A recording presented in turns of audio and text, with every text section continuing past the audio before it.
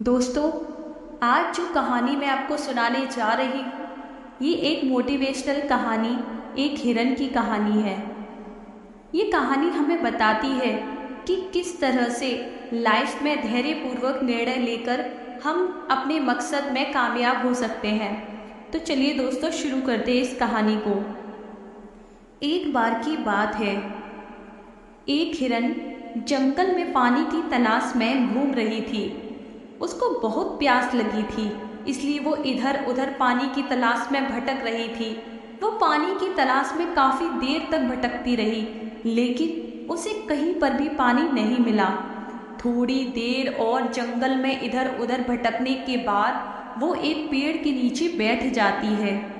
तो इतने में ही उसे कहीं दूर से नदी के बहने की आवाज सुनाई देती है। वो हिरन उस पेड़ के नीचे से ही पानी की कलकल की आवाज सुनकर उस तरफ दौड़कर आगे बढ़ती है। तो वह देखती है उसके सामने एक बड़ी सी नदी बह रही है। जैसे ही हिरण उस नदी को देखती है, बहुत खुश हो जाती है, मानो ऐसा लगता है उसे दोबारा से एक नई जिंदगी मिल गई हो। वह तुरंत दौड़ती हुई उस नदी के पास जाती है और जैसे ही पानी पीने के लिए अपना सिर झुकाती है, तो उसकी नज़र अपनी राइट साइड पर पड़ती है। वो जैसे ही अपने राइट में देखती है तो उसे शिकारी नजर आता है, हाथ में तीर लिए हुए निशाना ताने खड़ा हुआ शिकारी। फिर जैसे ही हिरन की नज़र अपनी लेफ्ट साइड में पड़ती है, उसे झाड़ियों के पीछे एक शेर नजर आता है। अब हिरण पानी वानी सब भूल जाती है। फिर वो पलट के पीछे देखती है तो उसे भयंकर आग लगी हुई दिखाई देती है, जो कि जंगल में लगी हुई थी और धीरे धीरे अब उसी की तरफ बढ़ रही थी। अब हिरन जाए भी तो कहाँ जाए। बेचारी हिरन राइट में देख रही थी तो शिकारी नजर आ रहा था, जो कि निशाना ताने खड़ा था। अपनी लेफ्ट में देख रही थी तो शेर खड़ा था और सामने गहरी लंबी चौड़ी नदी का तेज बहाव और पीछे भयंकर आग। मतलब चारों तरफ परेशानी ही परेशानी, चारों तरफ के रास्ते बंद। मुसीबत ने चारों तरफ से उसे घेर लिया। अब हिरण सोच में पड़ जाती है। वह सोचती है कि चारों तरफ से मुसीबत आ चुकी है, तो फिर मैं अपना काम करके ही क्यों ना मरूं, क्योंकि मुझे वैसे भी अब तो मरना ही है, तो क्यों ना मैं पानी पीकर ही मरूं। इतना सोचकर वह हिरन अपना पानी पीने में लग जाती है। लेकिन थोड़ी देर के बाद जैसे ही हिरन पानी पी रही थी, उतने में ही ऊपर से काले काले बादल आसमान में छा जाते हैं। बादलों से बारिश शुरू हो जाती है। तो जो आग लगी होती है वह धीरे धीरे करके बुझ जाती है और पानी के कारण शिकारी का निशाना चूक कर शेर को छूकर निकल जाता है। और शेर की नज़र जब शिकारी पर पड़ती है तो शेर शिकारी के पीछे लग जाता है।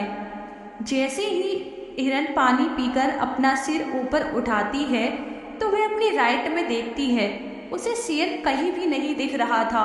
फिर वो पीछे मुड़कर देखती है तो आग भी बुझ चुकी थी। और अपनी लेफ्ट साइड में देखती है तो शिकारी भी उसको नहीं दिख रहा था। मतलब सब कुछ अब सामान्य हो चुका था।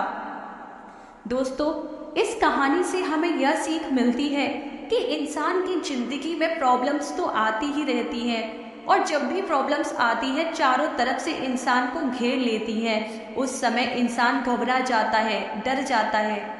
अपनी प्रॉब्लम से आपको ना तो डरना है ना ही घबराना है, बस शांति से 2 मिनट के लिए सोचना है।